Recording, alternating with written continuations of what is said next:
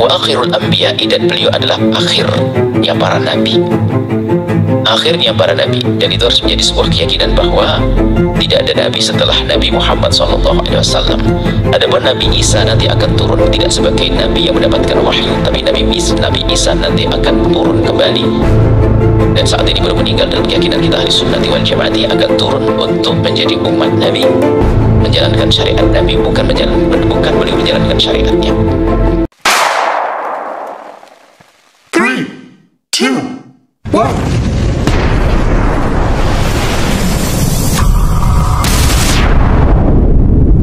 Selamat datang di Lemon Guitar Channel. Pertama, sejarah kehidupan baginda Nabi Shallallahu Alaihi Wasallam. Ini memang untuk anak-anak TK.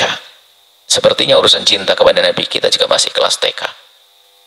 Untuk sejarah sepertinya juga kita kelas TK. Bahkan kayaknya belum masuk juga, karena kita belum kenal banyak tentang sejarah Nabi. Cara menghadirkan bukunya pun sederhana. Ad-Darsul Awwalu, pelajaran pertama. Anak-anak, pelajaran pertama. Oke? Sepertinya pelajaran pertama pun kita belum pernah belajar.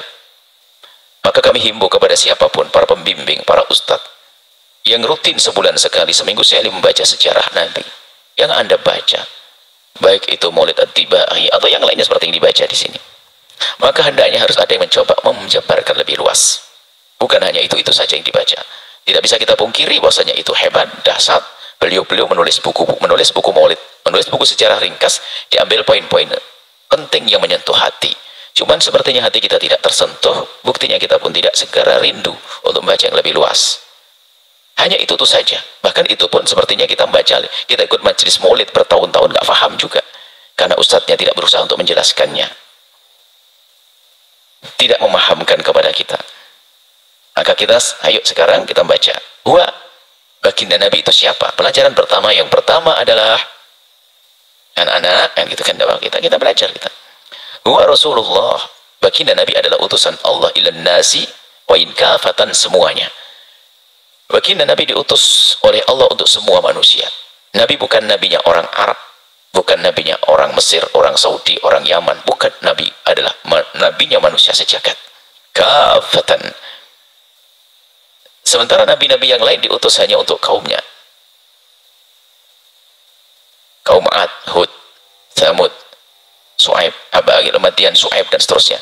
Jadi Nabi Su'aib diutus untuk satu kaum. Nabi Hud satu kaum. Tapi baginda Nabi ternyata nabinya orang Jawa, orang Sunda, orang Madura, orang Batak. Nabi kita. Baik. Wa akhirul anbiya'i, dan beliau adalah akhirnya para nabi. Akhirnya para nabi. Dan itu harus menjadi sebuah keyakinan bahwa tidak ada nabi setelah Nabi Muhammad SAW.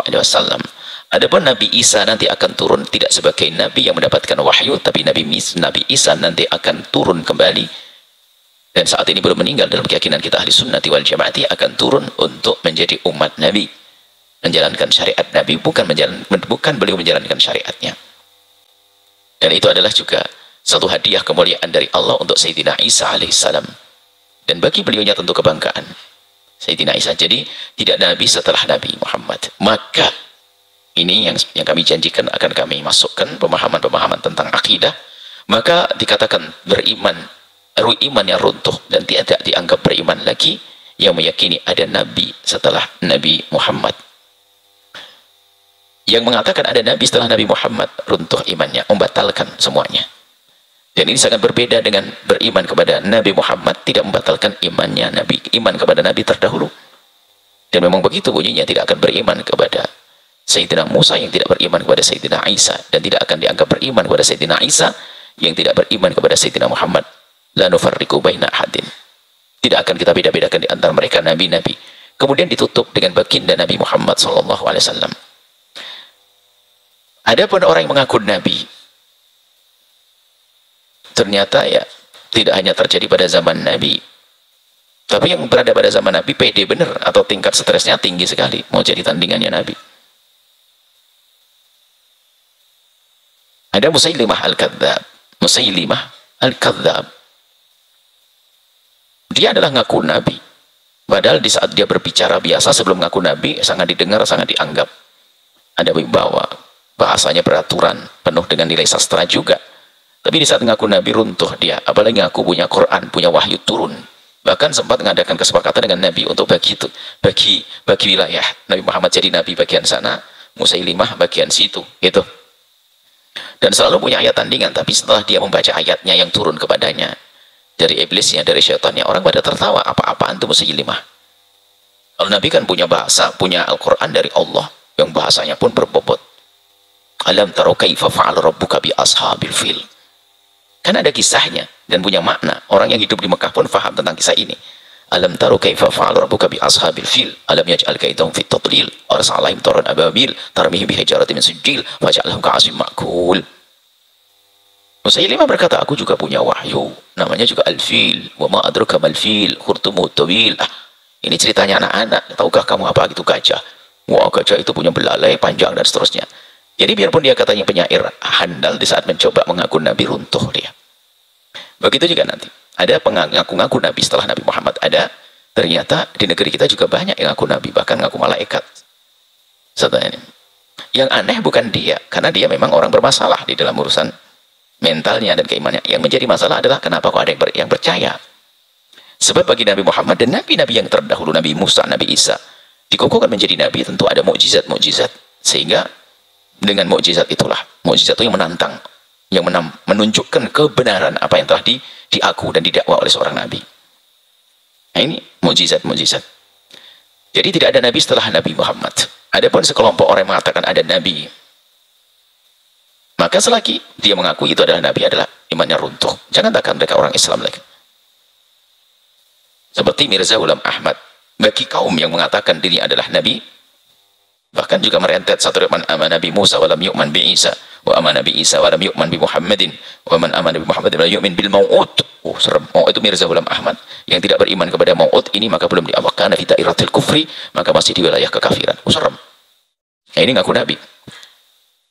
Kemudian mengaku nabi ini ada dua. Ada mengaku nabi dengan bentuknya, ada mengaku nabi dalam sifatnya. Aku nabi itu kafir, atau sifatnya, yaitu kelompok yang mengaku Islam.